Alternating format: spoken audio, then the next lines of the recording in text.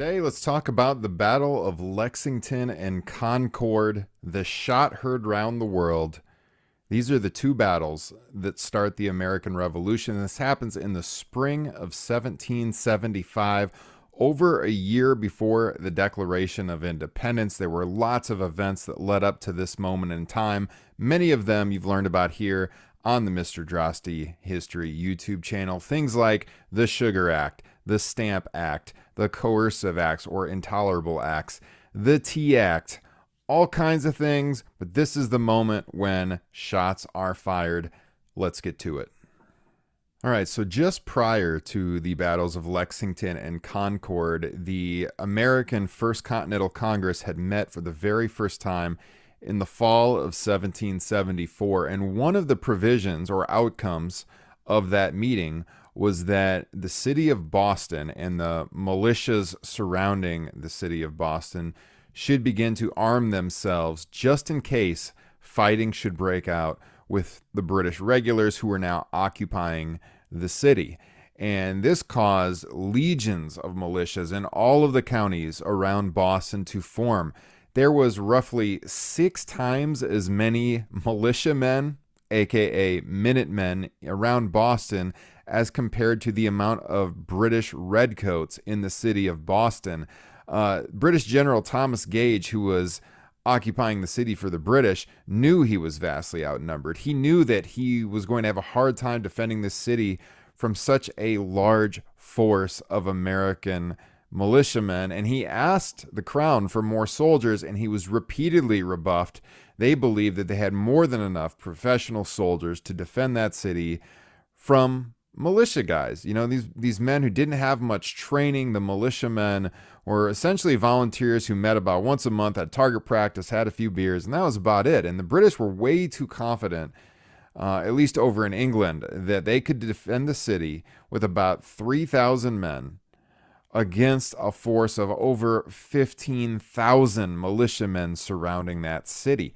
All right, so this all leads to the Battle of Lexington and Concord, and it starts out on the evening of April 18th, 1775. So the town of Concord is going to be critical to this story because this was one of the most important locations where these county militias were stockpiling their weapons and ammunition for a possible fight with the British, and British intelligence told them that this was the case. They knew about it, and so they were out that night of April 18th into the early morning hours of April 19th to go out there and confiscate these weapons from the colonists who, in the British beliefs, were illegally stockpiling these weapons.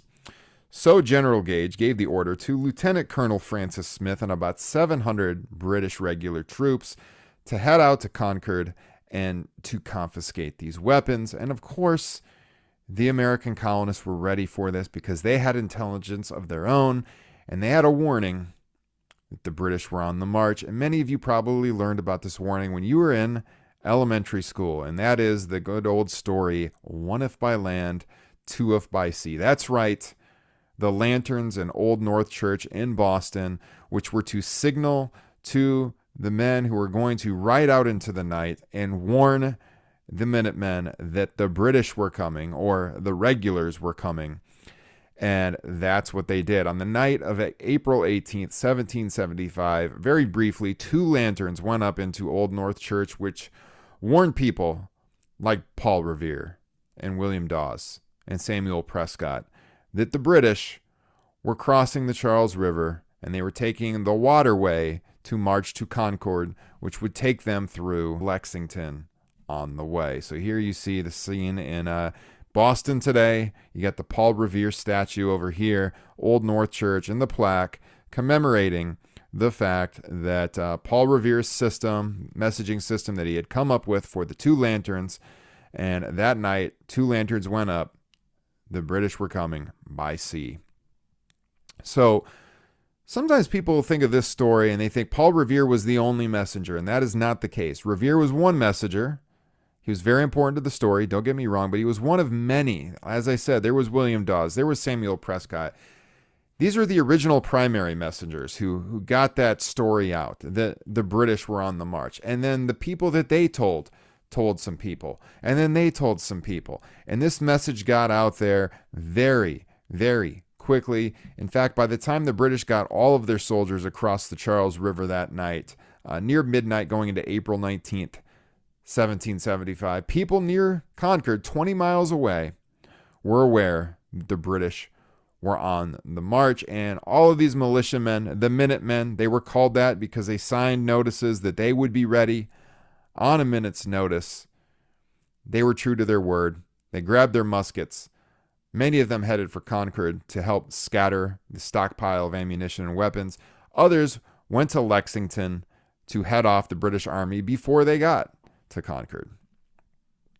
So here's one map that shows the different routes out of Boston for the messengers as they rode out into the darkness that night, spreading the word: the British are coming. The regulars are on the march. So there's this term called the shot heard round the world. And some people lay claim to what happened at Lexington. Other people lay claim to what happened at Concord as the site of the shot heard round the world. I'm going to give you the literal story of where that term comes from here in just a little bit, because it does come from the battle that happened at Concord. But the actual first shots of the American Revolution happened in Lexington, on Lexington Green, outside of the town. And so let's just talk about what happened here, because it's very, very interesting. And you can see some of the artist depictions of what happened at Lexington. And here, as you can see, again, here is the route that the British took. So they crossed the Charles River. You can see the red line is the British route to Concord.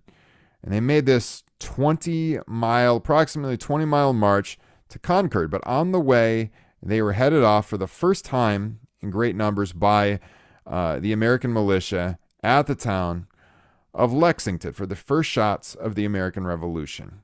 And so, as I was explaining a second ago, this message got out there very, very quickly. And people got to Lexington Green hours before the British were actually there. And if you just think about this in your mind, think about how nerve-wracking that would have been. You know, you're this colonial militiaman who's volunteered for service. Do you really want to go to battle with the British? Most probably didn't. You know, if they did, they were probably a little nuts, because this was the best army in the world. It was an army of professional soldiers. These militiamen didn't have much training. You know, as I said, they got together about once a month, had some target practice, drank a few beers. That was about it. They're about to go face to face with the best, most well-trained army in the world. And you got to imagine their nerves were on edge that night. You know, they were totally on edge of what was going to happen. And as they got there early in the morning hours that evening, you know, 1 o'clock, 2 o'clock in the morning, they're probably hoping the British aren't actually on the march and that they don't ever have this confrontation. And as they waited, some of them began to wonder probably if this was a false alarm. A few people went home. Most people hung around. Some people went into nearby Buckman's Tavern. They had a few drinks with their friends. And the reason I tell you that is because when the British get there around 5 o'clock a.m., set the scene. You know, the sun is rising. People come into Buckman's Tavern. They tell them the British are here. Get out to the green. And they have this tense face-off with the British militia. Think about those nerves. Think about the fact that some of these guys have had a few drinks that night. And the reason I say that to set the scene is because nobody knows who actually fired the first shot on Lexington Green. They did interviews at the time. They investigated it. Nobody could say for certain. I think it's fairly likely it was probably the Americans, just because they weren't as well trained. They were probably on edge a little bit. Some of them had had a few drinks, but we'll never know for sure.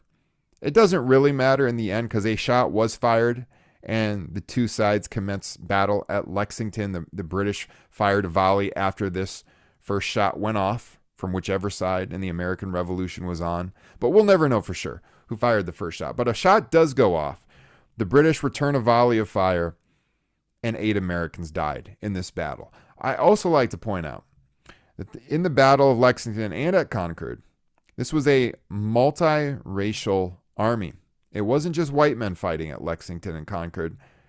There were African American soldiers there. There were Native Americans there, defending what would become the United States of America. And I think that's pretty cool because the Revolutionary Army would be the most integrated army in American history until the middle of the 20th century. For almost 200 years, the American military would be segregated after this. But during the Revolutionary War, in these first battles, you had a multiracial army fighting the Redcoats side by side. But here at Lexington, the British prevailed. They continued their march to Concord. But by the time they reached Concord, and they were ransacking homes on the way, looking for any stockpiles of ammunition, stockpiles of weapons, they weren't finding what they were looking for. And of course, that's because the warning got out there and the Americans moved their stockpiles of weapons. There's this tense face-off at North Bridge, just outside of Concord, right here, where on one side you got the militia, and on the other side you've got the Redcoats, the British. And this was kind of, in some ways, some people call this the first battle. You know, again, locals in Concord and Lexington, they still argue this to this day. What was the first battle? Well, the first shots technically did go off at Lexington, but here you had bigger forces. Now they're ready to fight because shots have been fired. There was that small skirmish at Lexington. And this is a larger scene of battle here. And this is the battle where we get the term, the shot heard round the world. And where did that come from? Well, it came from an 1837 poem written by the legendary writer Ralph Waldo Emerson. That poem was Concord Hymn. And Emerson wrote that poem because his relatives, his grandfather and his father, actually witnessed the battle at Concord from 300 feet away in their home, which is pretty remarkable. You know, the grandfather and the father, one of America's most famous poets of all time. So that's where in that poem, Emerson, Concord Hymn, writes about the shot heard round the world, and he's writing about the battle that happened right here at North Bridge in Concord. So there's this face-off. The Americans are doing better here, and eventually, because the British do not find these stockpiles of weapons, because they're vastly outnumbered, they realize that they failed on their objective. They have not seized the stockpile of ammunition or the stockpile of weapons, so they turn around to retreat. You know, here's the scene. There's what happened at the North Bridge outside of Concord. So when the British fall back to Boston, this is a major problem because they've got to go almost 20 miles, outnumbered vastly by the colonial militias, being fired upon almost the entire way for 20 miles. Can you imagine that? As a British soldier, how horrific this would have been. People firing at you from behind the trees, behind fences, behind their homes, maybe from rooftops.